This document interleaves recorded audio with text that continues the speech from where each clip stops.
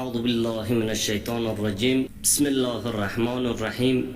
الحمد لله رب العالمين، والصلاة والسلام على سيدنا ونبينا محمد وآله الطيبين الطاهرين سيما بقية الله في الأرضين.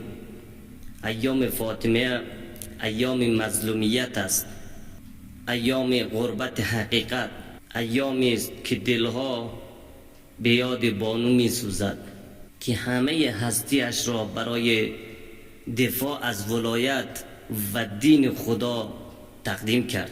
حضرت فاطمه زهرا سلام الله علیها نه فقط دختر پیامبر بلکه حجت خدا بر حجیت‌های الهی است. برادران و خواهران، اگر ما میخواهیم فاطمی باشیم باید بدانیم که چرا فاطمه زهرا سلام الله علیها به شهادت رسید. شهادت صدیقه طاهره سلام الله علیها فقط یک مصیبت خانوادگی نبود، یک هشدار تاریخی بود، هشدار به همه نسل‌ها که اگر نسبت به حق به تفاوت شوید حتی خانه وحی هم در امان نمیماند.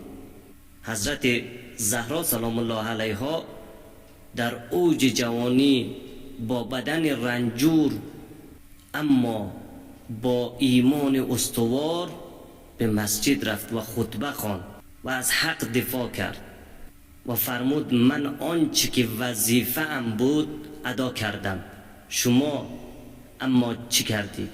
حضرت فاطمه سلام الله علیها به ما آموخت که سکوت در برابر ظلم خیانت به دین هست، آموخت که دفاع از ولایت هزینه دارد، آموخت که اگر حق را تنها گذاشتی فردا باید پاسخگو باشی. امروز فاطمی بودن فقط اشک ریختن نیست، فاطمی بودن یعنی پای دین ایستادن.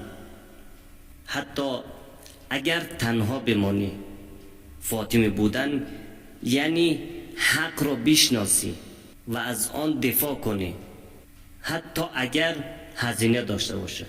فاطمی بودن یعنی علی زمانت را تنها نگذاری. پس بیاییم فاطمی گونه باشیم. خداوند انشاءالله به ما توفیق بدهد که ما در راه حق قدم برداریم و از ولایت دفاع کنیم.